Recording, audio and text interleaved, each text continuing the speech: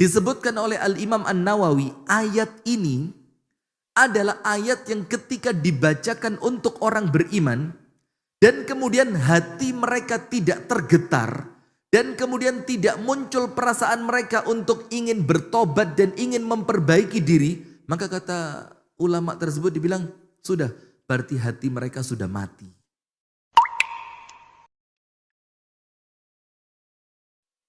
Keimanan ini terkadang naik dan tidak jarang turun. Maka disampaikan oleh para ulama, iman itu secara naik dan turunnya oleh Allah dibagi menjadi 3. Yang pertama, iman yang tidak pernah turun tapi naik terus. Ini dikatakan imanu al-anbiya'i wal mursalin. Imannya para nabi dan rasul. Jadi semakin hari keimanan mereka semakin kuat. Sehingga para nabi dan rasul itu meninggal dunia di puncaknya iman, di puncaknya Islam mereka. Itulah para nabi dan rasul. Imannya tidak pernah turun, tapi apa? Naik terus. Yang kedua, iman yang tidak pernah naik, tidak pernah turun. Tapi tinggi terus, tidak pernah pendek. Imannya itu di atas, tapi tidak tambah tinggi, tidak tambah turun, stagnan. Ngerti stagnan? Syekh Erik, bagaimana kabarnya? Imannya itu tetap di atas, tapi tidak bertambah juga tidak berkurang. Ini dikatakan oleh para ulama, imanu al-malaikati. Imannya para malaikat. Kemudian yang ketiga, ini imannya kita semua. Imannya manusia biasa seperti kita. Yazidu wa yanqus.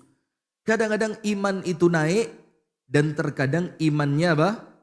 Turun. Dan disampaikan oleh para ulama, yazidu bi ta'atillah. Iman itu akan otomatis naik kalau kita taat kepada Allah. Wa yanqusu bi ta'atis syaitan atau bi ma'siyatillah. Tapi iman itu akan berkurang karena apa? Kita taat kepada setan atau kita bermaksiat kepada Allah. Dan yang kita perlu hati-hati di dalam kitab Ad-Da' wad-Dawa. Dalam kitab apa? Ada wad-Dawa, atau disebutkan dalam judul yang lain Al-Jawabul Kafi liman sa'ala 'anid dawa'i syafi. Kitabnya Al-Imam Ibnul Qayyim Al-Jauziyah. Ini disebutkan di sana bahwasannya kemaksiatan dan dosa kecil itu bisa menyebabkan seseorang itu murtad dari agama Islam.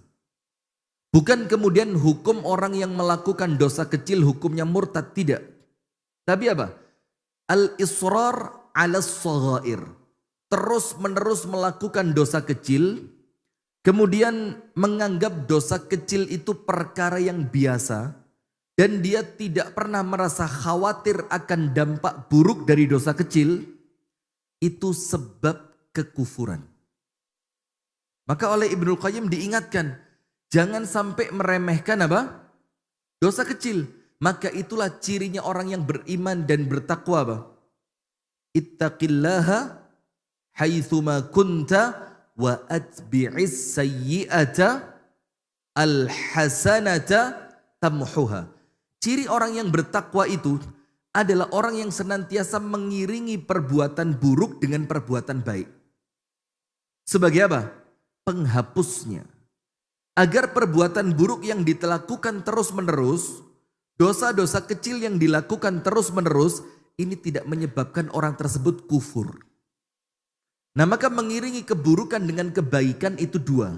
Nomor 1, mengiringinya dengan tobat dan istighfar. Maka sampai dikatakan oleh Abdullah ibnu Abbas, la saghirata ma'al israr wala kabirata ma'al istighfar. Tidak ada dosa kecil kalau dilakukan terus menerus. Lama-lama jadi dosa besar. dan meremehkan dosa kecil itu termasuk dosa besar. Dan tidak ada dosa besar kalau diiringi dengan istighfar. Nah maka mengiringi keburukan dengan kebaikan itu maksudnya apa? Setelah berbuat buruk, sadar, langsung tobat dan istighfar. Itu yang pertama. Jadi jangan sampai pernah diganggu setan. Untuk tidak pernah merasa perlu beristighfar. Yang kedua, itu dengan apa? Mengiringinya dengan amal soleh. Dan amal soleh yang paling cepat menghapus dosa itu sholat.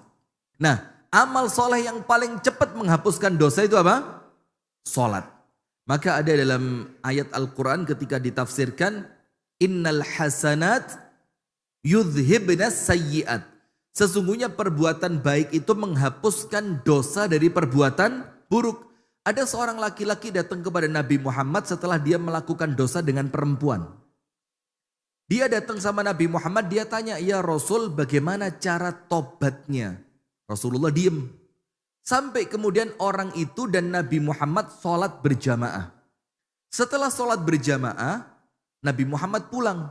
Maka sama laki-laki itu pulang aja. Kenapa? Karena sholat yang engkau lakukan tadi menjadikan Allah menghapuskan dosa yang telah engkau lakukan sebelumnya. Ketika mendengarkan ini, para sahabat kaget. Ya Rasulullah, lahu khassah am lana ammah. Ya Rasul, sholat itu menghapuskan dosa. Itu khusus untuk dia yang baru saja bertanya. Khusus untuk dia atau untuk kita semuanya. Apa kata Rasulullah? Bali ummati ammah. Sholat itu menghapuskan dosa untuk seluruh dari umatku. Nah, maka jamaah sekalian, kalau kita ngerti iman itu untuk kita naik dan turun, naik dengan ketaatan, turun dengan kemaksiatan, maka salah satu cara kita mempertahankan iman itu dengan duduk di majelis ilmu. Nah maka sekarang ya barang 1/4 jam lah, sampai jam 5 insya Allah ya, pas 1/4 jam. Kita akan tadabbur surah Al-Hadid ayat yang ke-16. Apa ayatnya? Yang apal saya kasih Quran ini. Ini Quran saya barusan dapat hadiah.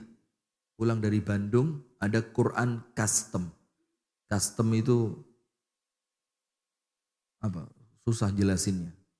Custom itu ya dimodif gitu. Artinya dimodif itu ya Anda mau pesan warna apa, mau pesan tulisannya seperti apa, mau pesan jusnya mau 30, 31, 32 itu dibuatin sama mereka.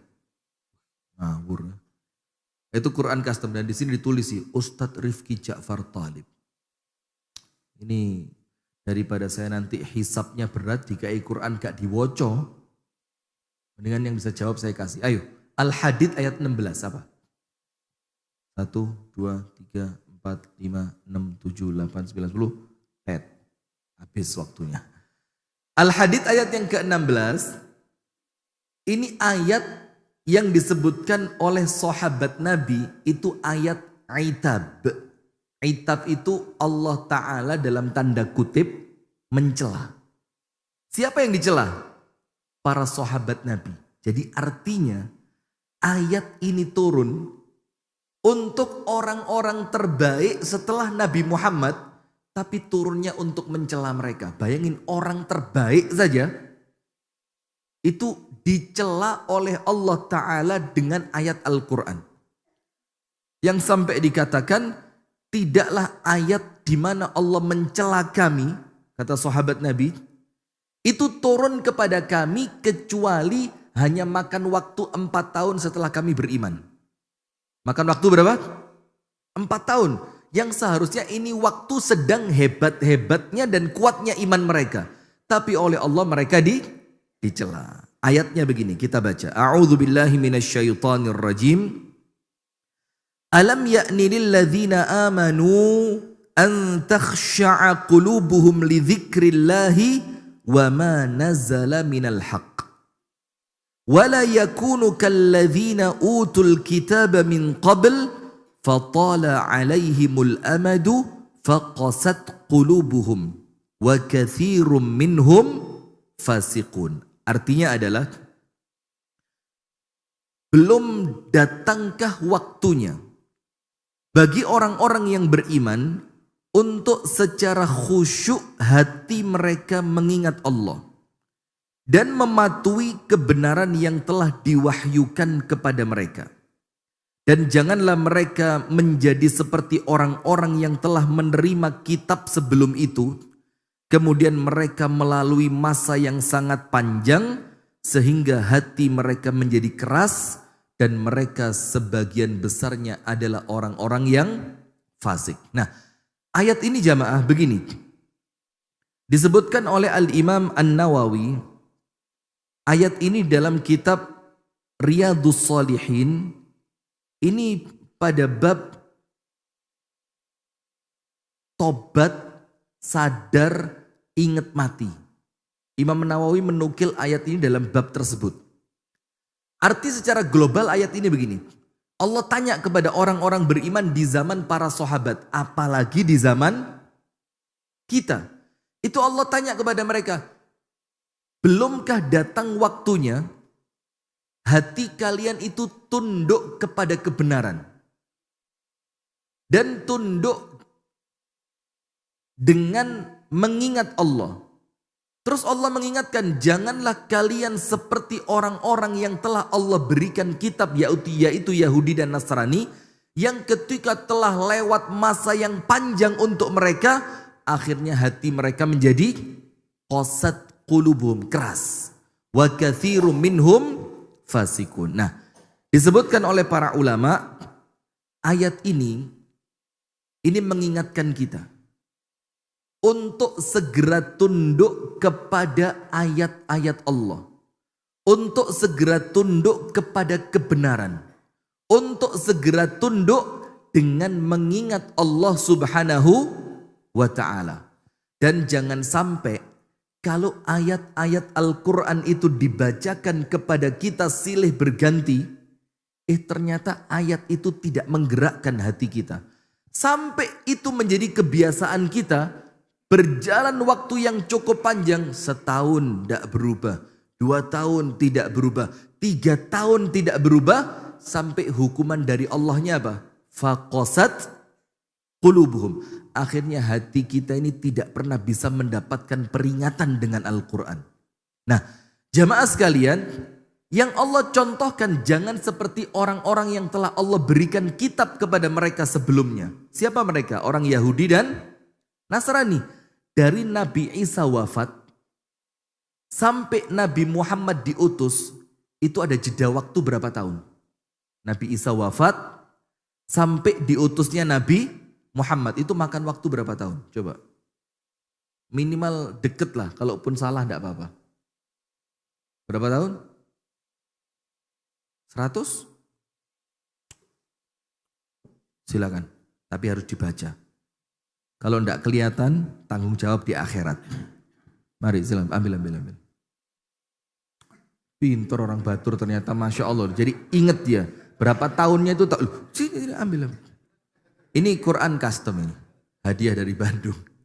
Mudah-mudahan manfaat ya. Kalau panjenengan buka, ternyata ayatnya terlalu kecil, nanti dihadiahkan sama anaknya atau cucunya ya. Punya cucu? Punya. Sudah siap nikah belum? Oh masih kecil ya, sudah lanjut aja. Nah maka artinya Allah mengibaratkan jangan seperti orang-orang Yahudi dan Nasrani. Orang-orang Nasrani itu mereka makan waktu yang cukup panjang setelah diutusnya Nabi Musa. Dari utusnya Nabi Musa, Allah utus Nabi Isa, makan waktu yang panjang lagi sampai diutus Nabi Muhammad. Dari Nabi Isa sampai Nabi Muhammad itu 6 abad. 6 abad itu berarti 600 tahun. Yang karena mereka terbiasa tidak tunduk dengan kebenaran, jadi diingatkan dengan Quran, apa sih Quran? Diingatkan dengan ayat-ayat Allah, mereka tidak mau ikut. Diingatkan dengan hadis Nabi Muhammad, mereka tidak mau ikut. Sampai akhirnya mereka menjadi orang yang hatinya apa? Keras. Kalau sudah keras, tidak mempan mendapatkan nasihat.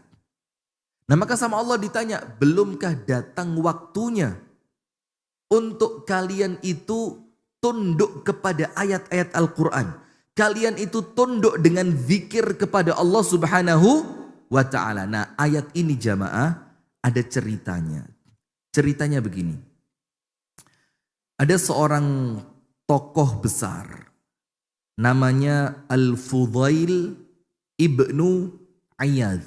Al-Fudail ibnu Iyadh. Disebutkan dalam kitab Siyar A'lamin Nubala, Al-Fudail bin Iyadh ini dulunya adalah preman yang di zaman itu paling ditakuti. Semua orang pokok dengar namanya Fudail bin Iyadh itu udah ketakutan mereka. Tidak berani. Kalau dengar nama Fudail, takut mereka. Suatu hari, Al-Fudail ibnu Iyadh ini kesengsem. Kesengsem itu apa? Ngerti kesengsem ya? Apa? Lupa. Jatuh hati. Terpanah dia. Terpanah. Nah, coba dari tadi, Meng. Rahman. Sudah ini aja, satu aja. Yang ini apa? Sudah mau habis baru datang. Biar lama, mau kungkum. Sudah, maka Al-Fudail bin Iyadh ini jatuh cinta dengan seorang perempuan. Tapi mohon maaf ya, bukan jatuh cinta, tapi sekedar ngelihat perempuan, kemudian apa? Mohon maaf ya, nafsunya apa? Muncul. Apa yang terjadi? Dia naik ke tembok rumah perempuan tadi, terus dia lihat perempuan itu siap untuk, dalam tanda kutip mohon maaf ya, siap untuk dizinai. Ketika dia sedang di atas tembok tadi, mau turun ke rumahnya perempuan tersebut, tiba-tiba terdengar lantunan ayat Al-Quran, Alam ya'ni lilladzina amanu an takhsha'a qulubuhum li dzikrillahi wa ma nazala minal haqq. Bukankah telah datang waktunya untuk orang yang beriman itu tunduk hati mereka dengan mengingat Allah dan dengan ayat-ayat kebenarannya Al-Quran. Langsung Fudail ini kayak ketampar dia. Dia merasa umurnya sudah cukup panjang, dia merasa kelalaiannya sudah cukup panjang, dia merasa kesalahan dia, kemaksiatan dia cukup panjang. Ketika dia dengar ayat Alam ya'ni lilladzina amanu an takhsha'a qulubuhum li dzikrillahi wa ma nazala minal haqq, langsung apa? Terjatuh Fudail bin Iyadh dari tembok tadi. Dia jatuh, badannya terasa lemes, terus dia bilang apa? Naam ya Rabbi, iya ya Allah. Sudah datang waktunya untuk saya tunduk dengan zikir, tunduk dengan kebenaran yang datang darimu. Langsung Fudail pergi. Fudail bin Iyadh pergi. Setelah dia pergi, dia gelar karpetnya di salah satu tempat. Pas dia mau tidur, meninggalkan perempuan tadi, itu ada rombongan musafir. Ketika rombongan musafir di malam itu juga mau menggelar tenda mereka untuk mereka istirahat. Ternyata salah satu di antara orang yang safar tadi ngomong apa? Kita tidak usah berhenti di sini. Di kampung ini ada orang yang paling ditakuti. Di kampung ini ada orang yang paling mengerikan. Dia tidak segan merampok dan membunuh serta memperkosa. Namanya Fudail bin Iyadh. Dalam keadaan orang itu sedang ada di samping mereka, tapi karena malam gelap gulita dia tidak tahu kalau orangnya di sampingnya. Langsung Fudail bin Iyadh ini nangis. Dia bilang apa? Ya Allah, sudah berapa lama saya nyakitin orang-orang beriman? Sudah berapa lama sampai nama saya saja itu menjadikan mereka ketakutan ya Allah. Akhirnya Fudail bin Iyadh tidak jadi tidur. Dia pergi meninggalkan tempat itu. Dan surat Al-Hadid ayat yang ke-16 ini menjadi titik baliknya Al-Fudail ibnu Iyadh untuk bertobat kepada Allah. Nah, disebutkan oleh Al-Imam An-Nawawi, ayat ini adalah ayat yang ketika dibacakan untuk orang beriman, dan kemudian hati mereka tidak tergetar, dan kemudian tidak muncul perasaan mereka untuk ingin bertobat dan ingin memperbaiki diri, maka kata ulama tersebut dibilang, sudah, berarti hati mereka sudah mati. Ini sekelas Fudail bin Iyadh saja yang pekerjaannya ngerampok, pekerjaannya membunuh orang. Sampai setelah malam itu dia putuskan apa? Ini Fudail ini hidupnya disamarkan. Samarkand itu daerah mana ya? Itu sampai dia rela malam itu juga dia berazam, saya mau pindah. Pindah kemana? Menjadi penunggu Ka'bah. Sampai Al-Fudail bin Iyad itu sebutannya apa? Abidu al-Haramain. Orang yang ibadah di depan dua tanah suci, Mekah dan Madinah. Sampai oleh temannya yaitu Abdullah bin Al-Mubarak itu disindir. Ketika Fudail bin Iyad ini hanya ibadah di depan Ka'bah sampai nangis-nangis. Sementara kata Abdullah bin Al-Mubarak, kalau kamu matamu meneteskan air mata, kalau kami tubuh kami mengeluarkan darah. Karena apa? Berjihad di jalan Allah. Ya abidal haramaini, lau absartana la'arafta annaka bil ibadati tal'abu. Wahai kamu penyembah Ka'bah. Kalau kamu melihat kami yang berperang di jalan Allah, kamu akan tahu ternyata ibadahmu itu main-main saja. Kalau matamu meneteskan air, maka tubuh kami meneteskan darah. Nah, maka ternyata surat Al-Hadid ayat 16 ini surat yang perlu kita, ayat yang perlu kita renungi. Ternyata Allah itu mencela kita ketika hati kita tidak kunjung sadar, hati kita tidak kunjung mendapatkan peringatan, hati kita tidak kunjung melembut, jadi lembut, tunduk, patuh, taat setelah kita mendapatkan peringatan-peringatan dari Allah. Nah, maka jamaah sekalian, mari bersama-sama kita jadikan surah Al-Hadid ayat yang ke-16 ini menjadi titik balik kita bersama. Kita jadikan surah Al-Hadid ayat yang ke-16 ini senantiasa ada di pikiran kita. Karena Allah mengancam kalau tidak kunjung lembut hatimu, tunduk hatimu dengan ayat-ayat Allah sampai berlalu masa yang cukup panjang, maka khawatir nanti hati itu akan menjadi apa? Keras. Maka hatimu akan mengeras dan menjadi orang-orang yang fasik. Nah, itu jamaah yang dapat kami sampaikan di pagi hari ini. Sedikit, semoga yang sedikit ini menjadi peringatan untuk kita bersama. Sedikit ini menjadi ilmu yang bermanfaat untuk kita bersama. Semoga bisa menggerakkan kita untuk senantiasa menundukkan hati kita dengan ayat-ayat Allah.